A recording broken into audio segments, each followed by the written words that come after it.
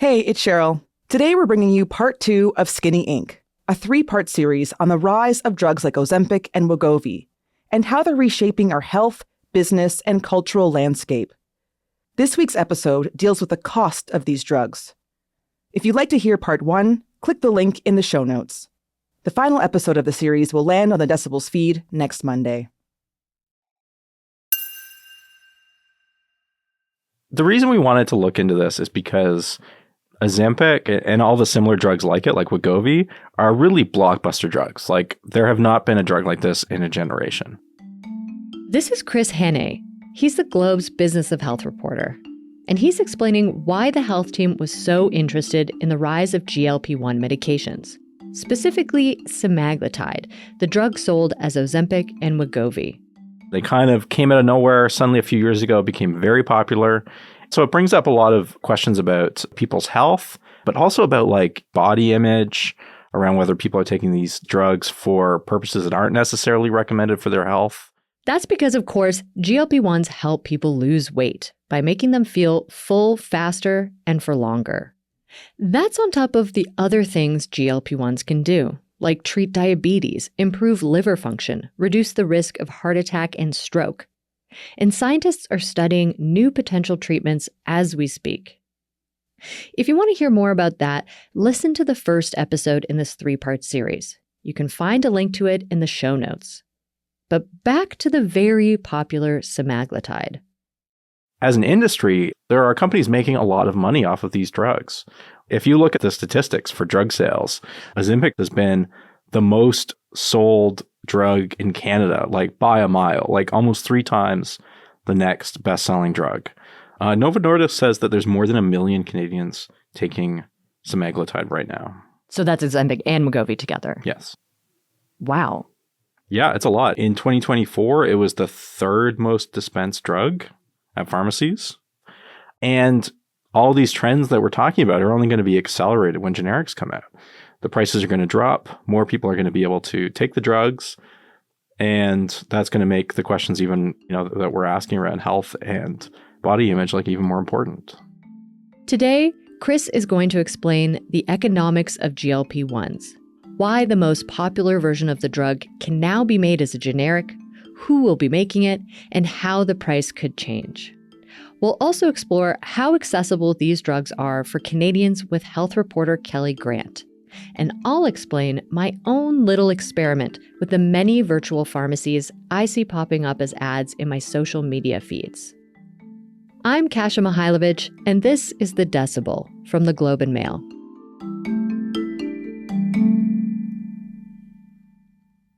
So when a company brings a new drug to market, they get a patent, they have like a legally sanctioned monopoly to make that drug. They are the only people who can make that drug. So Novo Nordisk is the company that makes Ozempic. They first got a patent for semaglutide in 2013. In 2018 is when Health Canada approved Ozempic for use. And then 2021, Wegovy was approved. Quick reminder, Wegovy and Ozempic have the same active drug semaglutide, but they're made to treat different things. Ozempic's for diabetes, Wegovy's for weight loss, though people use both brands for that. And eventually those patents and legal protections expire, and then other companies can make it. I mean, they all still have to be approved by Health Canada, so there will still be drug regulators, expert scientists looking at these drugs to make sure that they're effective. Mm-hmm. But when a drug goes generic, it means that any company with the expertise can make it. But before they had to, Novo Nordisk let go of the patent for semaglutide that gave them the monopoly. There's a bit of mystery about why the patent expired. Usually patents last for 20 years. In this case, it ended early, and the company's never really said why. This is going into the weeds, maybe. Go for it. But, there's something called the Canada Patent Database. It's an online website. You can look up what's patented and the details of that. And in that online database, it also includes like official correspondence between whoever holds a patent and the government. And so it's not clear from those letters why Novo Nordisk decided not to pay the small fee and do the paperwork, but it does seem like it was a conscious choice. For various complicated reasons, we'll get into all the details. It essentially meant that no generic of the drug would be approved by Health Canada until January 5th, 2026. Until this year. Yeah, we're the first major country in the world where generics are legal. How much will these generic versions of Ozempic and Wegovy drive the price of that drug down here in Canada? In the case of Ozempic, if there's at least 3 different generic semaglutide products out there, the price will be 35% of the original Ozempic price. And do we know off the top of our heads what that is? The list price for Ozempic right now is $223 for a 4-week supply. That is not usually what most people pay because they add a markup that might be 5.5%. And then the pharmacy will add its own markup, which, depending on whether it's a public insurance plan or a private insurance plan or somebody's paying out of pocket, could be anywhere from like 8% to 20% markup on top of that. And why aren't drugs just covered like going to the doctor is covered by your provincial or federal public health plan? Yeah, Canada's a little bit unusual there that we don't have public health coverage kind of universally for drugs. Pharmacare, as it's known. It's just kind of how it came out of the negotiations in the 60s when the focus then was mostly on the service of doctors and hospitals, which were the major sources of health spending at the time. Drugs were not as prevalent then, and they weren't as expensive as they have been. Over the years, as health spending has changed, the way that we fund healthcare has generally not changed. One of the things that's come out of that means that now drug spending is often covered by people's private plans, the ones sponsored by their employers. And that's actually a huge cost for employers. A huge amount of what employers spend on benefits for employees is drug coverage. We'll get more into coverage later, but for now, we got to get back to generic GLP-1s. Let's talk a little bit about who is trying to make generic semaglutide. Are they all big pharmaceutical companies or any of them Canadian? Of the 7 companies that have applied so far, they're all very big companies operating globally. CEOs of some of these companies have publicly said that, Canada is the first market where they can sell generic semaglutide, but, based on that process, that's going to help be part of their strategy for selling into Brazil or India, which also lose their patents later this year. Turkey and China are also later this year. So there's some other big markets coming up, and Canada is kind of the first one. Some other much, much bigger markets, really. Yes, they're bigger population-wise, but one of the CEOs of one of the big generic companies has publicly said that he believes Canada to be the second largest market for semaglutide in the world because we are generally well off and people can afford to pay out of pocket a lot of times for these drugs. So we have fewer people than some of the other countries I named, but a lot of people here are willing to take these drugs. Generics aren't the only competition to semaglutide's brand name stars Ozempic and Wegovy. Globally, the main other rival to Ozempic is tirzepatide from Eli Lilly and Company. Tirzepatide is sold as Mounjaro and Zepbound, Mounjaro being the diabetes drug and Zepbound meaning for weight loss. Eli Lilly's drugs aren't quite as popular in Canada. They're only like less than 10% of the prescriptions. But tirzepatide is way more popular outside of Canada. So in the US, in November, Eli Lilly said that 57% of GLP-1 prescriptions were for Mounjaro and Zepbound. So more than half of all the prescriptions in the US are now Eli Lilly's products. And the drugs have been making these companies a lot of money. So Eli Lilly is on a tear. Their market capitalization, like how much their company is worth based on their stock price, reached over $1 trillion in November. Wow. It's the first time a pharmaceutical company has ever reached that milestone. So investors love Eli Lilly right now. So more than Novo Nordisk ever, even, right? Yes. Okay, wow. But Novo Nordisk's been very successful too. Novo Nordisk, Danish company, they at one point were the most valuable company in all of Europe. They grew so big that Denmark's National Statistics Agency had to report like economic numbers with and without Novo Nordisk because they were such a huge part. There was a period in 2023 where like a fifth of all new people getting jobs in Denmark were getting jobs at Novo Nordisk. Mm-hmm. So and to be clear, that's not just because of Ozempic and Wegovy. It's almost entirely because of Ozempic and Wegovy. Oh, it is? Well, it's in terms of their growth, yes.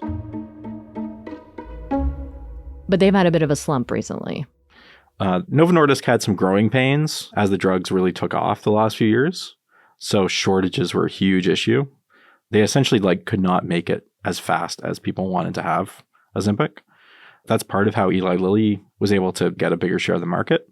Novo Nordisk laid off more than 10% of their workforce last year. There's big turnover among executives and their board. But their products are still incredibly popular, and they're trying to still forge a new path forward. Right now, they're really trying to develop some new pill forms of Wegovy. So that was recently approved in the US. So you don't have to inject it. Yeah, you would just take a pill every day. A pill from Novo Nordisk will definitely attract more people who don't like needles. But there's another reason Eli Lilly's tirzepatide has an edge. A lot of the research into the two drugs has shown tirzepatide to be more effective. A lot of independent trials have shown people to lose more weight on tirzepatide versus semaglutide. Competition for market dominance isn't just between Novo Nordisk and Eli Lilly, or even just between semaglutide and tirzepatide. Generics and the newer generations of GLP-1 medications are in the works, and Canadians are about to have more options. So I asked Chris if we could see a price war between pharmaceutical companies. Yeah, there's certainly movement from the companies on price to try to win over customers. The coming generics and the price drops from the generic will definitely accelerate that. Novo Nordisk recently got approval by Health Canada to sell the exact same drugs as Ozempic and Wegovy under new names. The new names are Plosbrio and Povistra.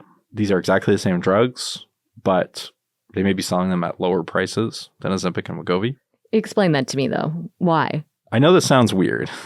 It does, yes. But this kind of phenomenon where a company will sell multiple essentially the same products under different names is actually not that uncommon. If you think about grocery stores, there's many similar grocery stores that have different brands, even though there may be some of the same products in those different ones. Even within a grocery store might have its house brand, and there might be the other brand names that you're familiar with. Oh, is this like President's Choice versus... Well, I didn't want to name names. No name? But why not? I don't know. Let's name them. And oftentimes those house brands will be manufactured at the same factories as other brand name versions of that product. It's a kind of grocery store practice called private labeling or white labeling. So basically, these companies will be offering up the same medications, but under different names, labels, and price points, hoping to capture customers willing to pay brand name prices and those looking for deals with generics. Who is making this money? Is it all going to Novo Nordisk, the company that created it, or are you talking about numbers that are throughout the supply chain and who's getting a cut of that? Yeah, so definitely, the most of the money is going to Novo Nordisk, the company that makes the drugs. But it's also been quite lucrative for pharmacies as well.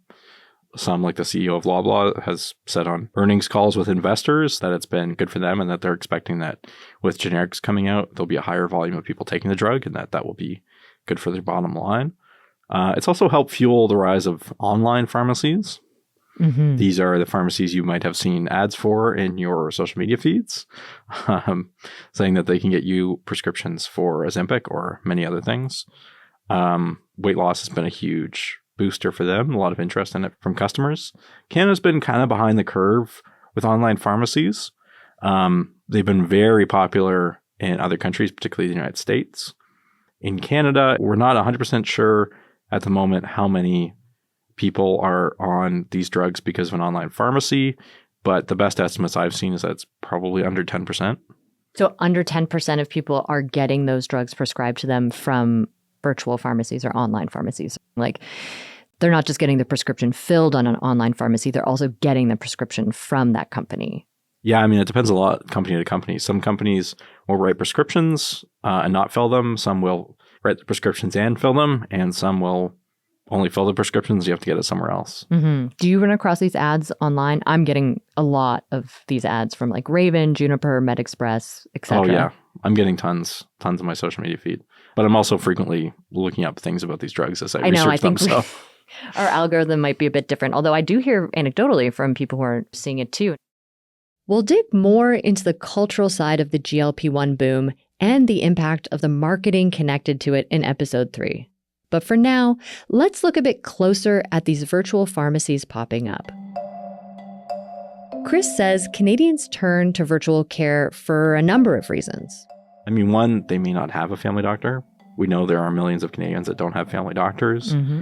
And so this might be the only way that they can get a prescription. It may be an issue where they don't want to talk to their doctor about it. So their weight or, erectile dysfunction medication or medication for preventing HIV, for one reason or another, those are drugs that may have a stigma attached to them, and the person may not feel comfortable talking to the doctor about them.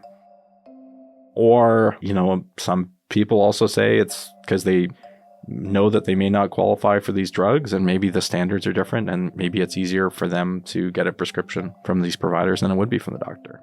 To better understand how these virtual pharmacies work, I decided to pretend to be a person who wanted Ozempic. So I went onto my social media feeds and started clicking every ad for them that got served up to me. So I'm back on Instagram. Let's see if I get one more. Oh, right here. Juniper.ca. I created accounts at 15 different websites. Now, it turns out some of them are owned by the same company, but to me it looked like 15 different pharmacies. Anyways, I started filling out the questionnaires they all had. Some longer than others, but all asking basic questions about my health, whether I've ever had an eating disorder, certain illnesses, and of course, my height and weight, which is used to calculate your BMI, or body mass index. So all prescription medications come with something called a product monograph or a label, and it says, hey, this is who these drugs are for. So the label for, let's do Wegovy, because I think that's the one that is for weight loss. We're talking about weight loss. Yeah, so we're talking about weight loss, things, right? I mean, Ozempic is more straightforward. It's for diabetes. That's Globe Health reporter Kelly Grant. Wegovy, the label is, this is the indication, is what they call it, is for weight management for people who have a BMI of 30 or over. So that's the obese BMI, or have a BMI of 27 or over. That's the overweight BMI with at least one weight-related comorbidity. So you've got liver disease or kidney disease or obstructive sleep apnea. That is the criteria that if you're strictly following the label, those are the circumstances under which they would prescribe the drug. So on these virtual pharmacy websites, when I put in my BMI, I didn't qualify.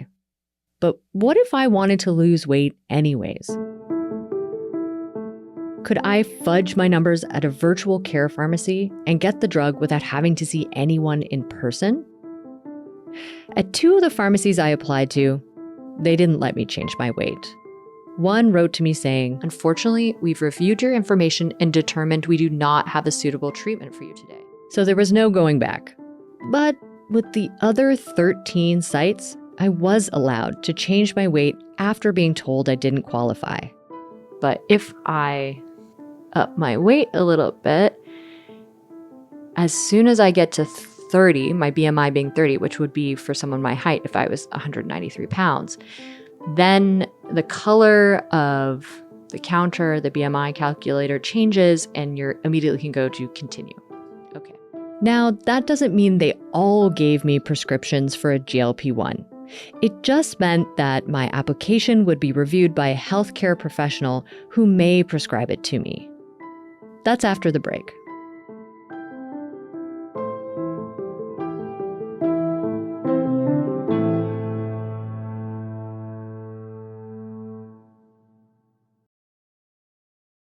I think the really important thing to understand is that the label on a drug is not like a law. Here's Kelly again. It's not like if you break it, your doctor's going to jail. It is very common for doctors to have the latitude to prescribe what is called off-label. That means they have looked at the research, they know their individual patients, and they say, hey, even though you don't meet the terms of the label, I think this drug would be really good for you, and I'm going to go ahead and prescribe it. Are there other medications that are prescribed off-label that you could think of? Yeah, all the time. A really important thing to understand is that the label is determined by what a drug company applies for. So they apply to say, hey, please approve drug X for precisely this disease, this patient population. And they base it on how they have run their clinical trials, because they have to do a clinical trial and go to Health Canada or the US FDA or the other regulators and say, here's the evidence for why we think you should approve drug X for condition Y and patient population Z. Mm. So lots of times there's independent research that happens outside of what a drug company does, where doctors or scientists will say, hey, actually, we have pretty good evidence that this drug could also work really well for something else. But the company doesn't have a financial incentive to go through the Health Canada process to add another indication. When I applied for Ozempic, some virtual pharmacies asked me to get blood work done to check my blood sugar, cholesterol, vitamins, stuff like that. And I did. I was kind of afraid somebody would question why I was there, but of course they didn't. That's not their job at all. It was really nice, and the person did it really fast and quick, and I was a bit scared of the needle, but she was very nice to me. When one doctor got the results, she wrote me to say, good news is that everything is within normal limits, then kindly refused to prescribe me a GLP-1. I had other requests from prescribers. Some asked me for full-length photos or videos. And one nurse practitioner seemed a little skeptical after seeing my photo paired with the fake BMI, so she asked for a video showing me stepping on a scale and measuring my waist. I won't tell you about all the ways I was rejected, but I will tell you about this one because it felt a bit ironic. I received a note from a nurse practitioner saying, we have strict guidelines to follow since we can't see patients in person and have physical follow-up with them. I recommend that you try with an in-person clinic somewhere to see if you are eligible. So despite virtual pharmacies advertising the convenience of applying for medications from the comfort of your smartphone, here I was, being told that I might have better luck getting what I wanted by seeing someone IRL. Still, she wasn't wrong. Prescribers do have leeway when doling out medications to people, even when they don't fit all the criteria. Just maybe not when they've never really met the patient.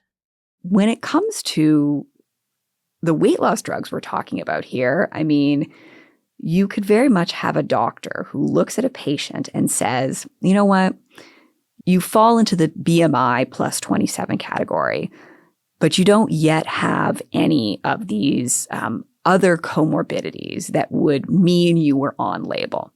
But I see that your blood sugar is a little higher than I would like. I see that your cholesterol is higher than I would like. I see you're trending towards a metabolic illness, right? So a doctor could say, I look and I think nipping this in the bud and prescribing one of these drugs to you before you develop any of these illnesses or before you put on more weight, I think that's the right decision for you as a patient. Now, of course, in a world where doctors and nurse practitioners have that much latitude, they will be asked and have been asked by all kinds of patients who don't fit the criteria and are not at health risks, but would like to have the drugs for the cosmetic reason of losing weight. The concern amongst many doctors Kelly interviewed wasn't that people were getting the drug who shouldn't be on it. It was that the drugs aren't accessible to those that really need them. So let's talk about public plans first. Those are the ones that are operated by the federal, territorial, and provincial governments. The plans differ from province to province, but as a general rule, most of them cover drugs for senior citizens, for poor people who are on things like welfare or disability benefits. And in some cases, they do coverage of like what are referred to as catastrophic drug plans, so extremely expensive drugs, right? They also cover drugs provided in hospitals. So that's the big picture of like who is covered by a public drug plan. As far as what is covered, all of the provincial, territorial, and federal plans cover Ozempic and Mounjaro for diabetes. They do not cover Wegovy or Zepbound for weight loss or for the related indications that those drugs are covered for. Now, it's a bit of an interesting situation as to why. I think the diabetes stuff is fairly straightforward. Where it gets trickier is around weight loss. Traditionally, public plans have just refused to cover drugs for weight loss. They have just, rather than thinking of them as treatments for a chronic illness, they've sort of thought of them as cosmetic treatments, along the same lines as Botox, which is not publicly covered by public plans. But that may be changing. Interestingly, in the case of Wegovy, early on, it was reviewed by something called Canada's Drug Agency, which is this organization in Canada that evaluates new drugs and makes recommendations to public plans as to whether they should cover them or not.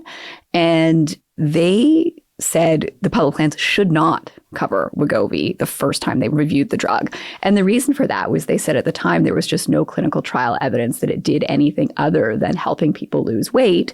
And losing weight on the face of it was not something they felt should be publicly covered. Mm-hmm. Now, as time has gone on and clinical trial evidence has piled up showing that Wegovy, semaglutide, Ozempic, again, same drug, that there are cardiovascular benefits and liver disease benefits and kidney disease benefits, the public plans could simply decide that they think it's worth it to their healthcare systems to pay for the generics once the drug becomes cheaper. So we'll see whether that happens, but it will be up to individual provincial, territory, and federal public drug plans. And when you say it would be worth it, how could it be worth it to cover weight loss drugs? Well, in the case of the decisions that public plans make around all drugs, right, they are often thinking about the impact on the health system and the economic impact of the drugs. So if they think, for example, that drug A is good and helpful and the side effects are minimal, and that drug is likely to, say, keep people out of hospitals, which cost money, keep people at work every day, which contributes to the economy, they take those kinds of things into consideration when they decide which drugs to cover. So they put a price, like a dollar number, on how much people can contribute to the economy and save on healthcare savings if we cover this drug. There is even a formula for people who work in the sort of pharmaceutical economy space. It's something called a QALY, that's quality adjusted life years. And that is where they consider how much money as a public system are we willing to pay for each additional year of good quality health that we think a drug will buy. Okay, that's the state of public coverage. But what's the state of coverage for weight loss medications if you've got private insurance? Plans differ from workplace to workplace, right? So I think it's safe to say that as a general rule, most private insurers that I'm aware of, if not all, do cover these drugs for diabetes. Where it gets trickier is around the question of weight loss. It does seem that more and more are covering, if not all, then at least some of the costs of the drugs for people who need it for obesity. However, it's just really hard to say how widespread the coverage is because it differs from plan to plan, workplace to workplace, insurer to insurer.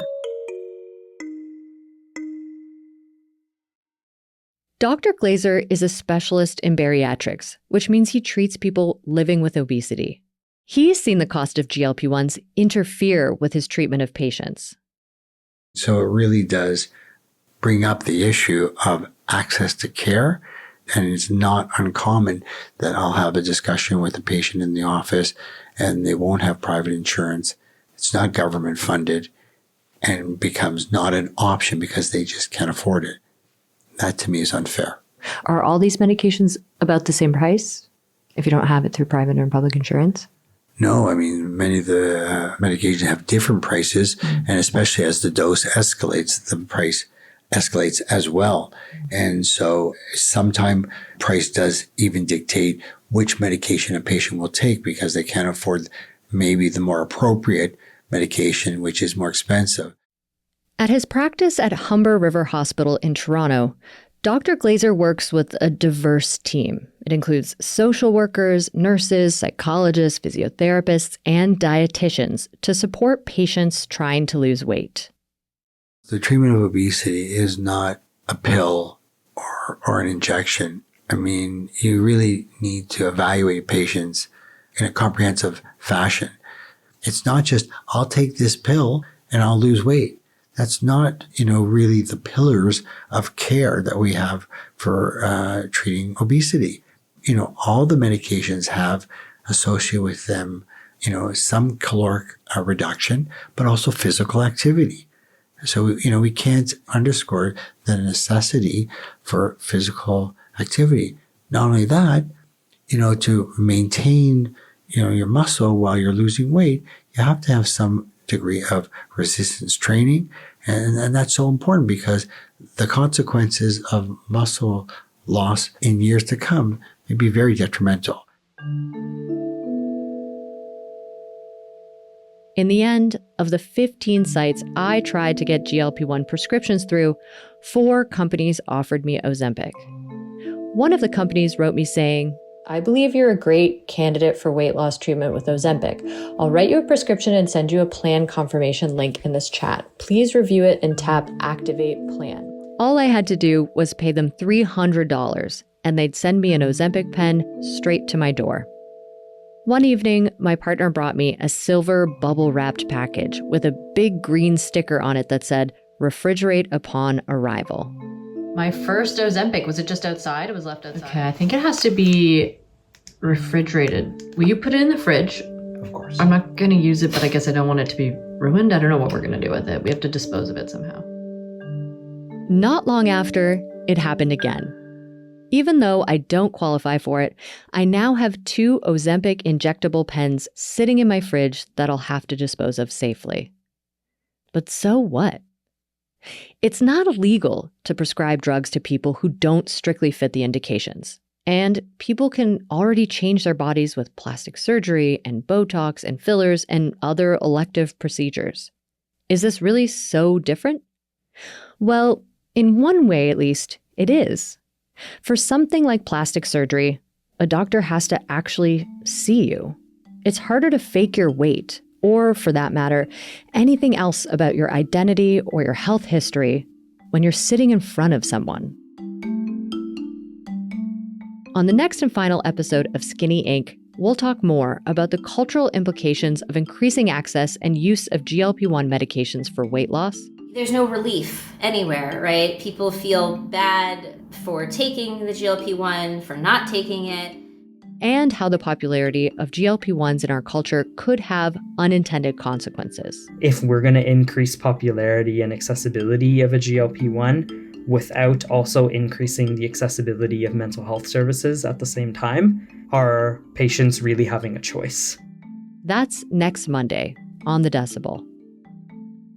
Thanks for listening. I'm Kasia Mihailovich. This episode was produced by me and Ali Graham. Sound design and mixing by Ali Graham. The Decibel's senior producer is Adrian Chung, and our executive editor is Angela Picenza.